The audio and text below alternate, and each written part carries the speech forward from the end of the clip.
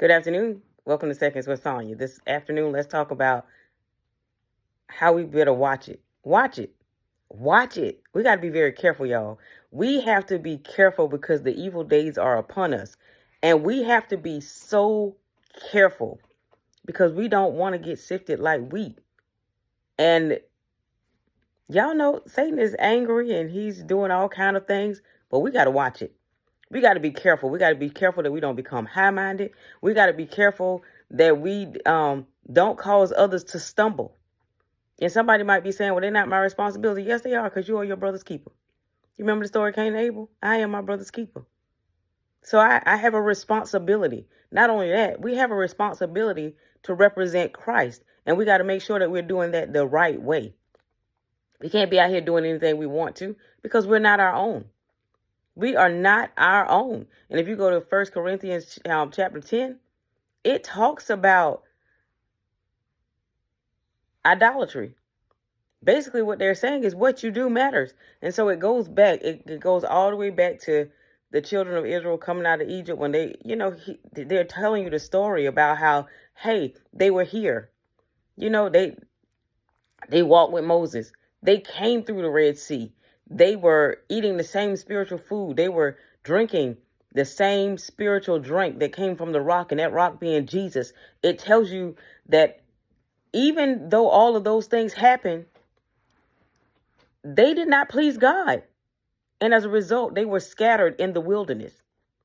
And we don't want to be like that. We don't want that wilderness experience. But some of us are walking around in the wilderness because we're not being careful.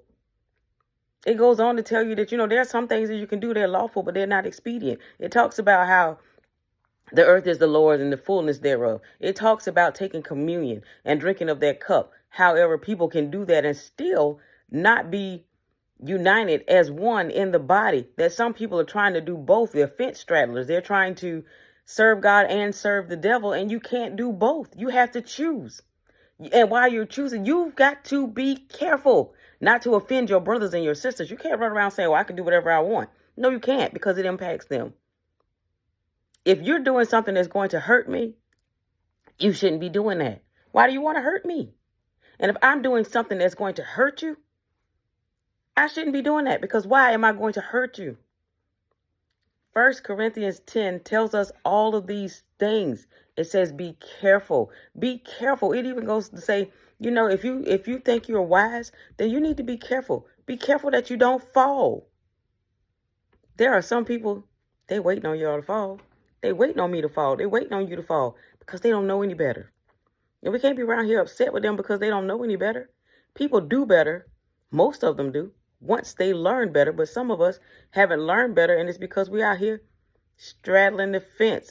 I want to go back and find that verse. 1 Corinthians 10 and 12 says, if you think you're standing strong, be careful not to fall. The temptations in your life are no different from what others experience, and God is faithful. He will not allow you to be tempted more than you can stand. When we are tempted, he will show you a way out so that you can endure. Now, I'm reading from the New Living Translation. You're probably more familiar with the one that says he'll make a way of escape.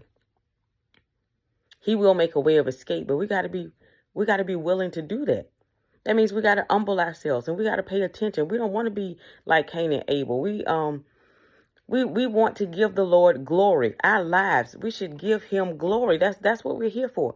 We've come to give him glory. We have to recognize through our words, through our thoughts, through our deeds, we need to honor him and give him praise and recognize the fact of his holy presence, that he's divine, he's majestic, and acknowledge him. We got to acknowledge the Lord in all of our ways, and he will direct our paths. But we can't do that if we off on some beaten path doing what we want to do, how we want to do it, and not worrying about other people. In this chapter, he's talking to people that are saying, why am I worried about them? I'm not responsible for them. Yes, you are. We said that. I said it already, but it's important to me because I think sometimes you gotta hear it. I think you gotta hear something like 20 some odd times before it really sinks down into your soul.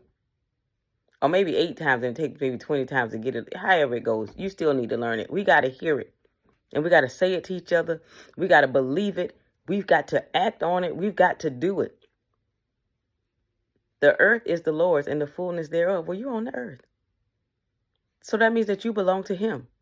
It goes on to talk about sacrifices. It talks about eating certain foods. And he's saying if somebody invites you to their house, eat what they gave you. Don't ask no questions about it. But if somebody says, hey, this was offered to an idol, then don't eat it. Why are you not eating it? Because it might mean nothing to you, but it might offend somebody else. And your offense could cause them to reject Jesus. And we don't want that, because we want people to be saved. So you got to be careful of your thoughts and your actions. So if you're in somebody's presence, I'll give you an example, a personal example. I will drink from time to time. Like I'll drink wine from time to time if I'm out social. I like it. It ain't nothing I gotta have all the time. And it's not something that I'm going to you ain't gonna catch me. I'm not gonna be running around here drunk. You're never gonna find. I've never been drunk in my whole life, and I'm almost 50, so why would I start now? But I understand that the consumption of alcohol is a real touchy subject with a lot of people. So I wouldn't be out in a restaurant drinking, because I don't want somebody to say, oh, she go to that church and look, she over there drinking, because that might be offensive to them. So I wouldn't do it. Do you understand? Because I don't want them to fall off the wagon because of me. Because I'm going to drink my little glass and then I'm be good and I'm going to go on about my business. Somebody else can't drink that one glass. They saw me doing it, so now they trying to do it. Or somebody else might think that if you drink that you're not a Christian. Now that's on them. That's something that they got to figure that out for themselves, because I know who I am and I know whose I am. But I don't want them to start thinking less of God being a keeper because of my actions. So if it's going to offend someone else, I'm not going to do it. I'm not going to do it. And no, I'm not saying that other people get to rule my life or that they get to rule your life. What I'm saying is we have to be accountable for our thoughts, our words, our deeds. We have to be careful. We got to watch it. Watch it.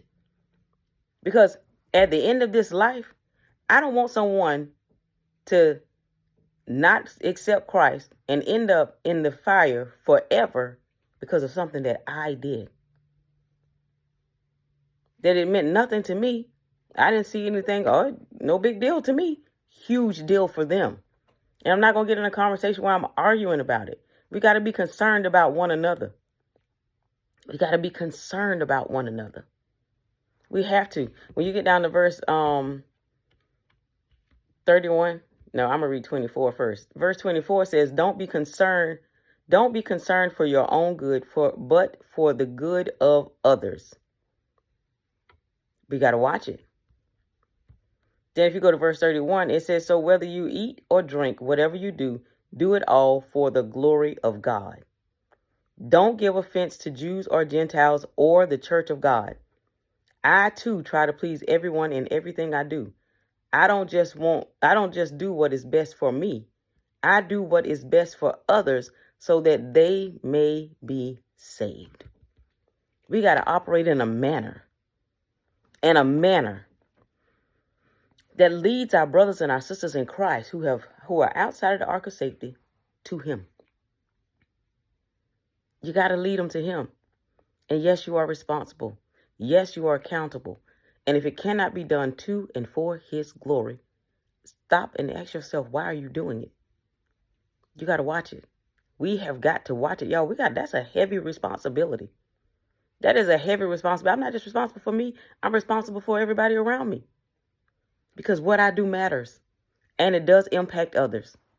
What you do matters. It does impact others. Watch it.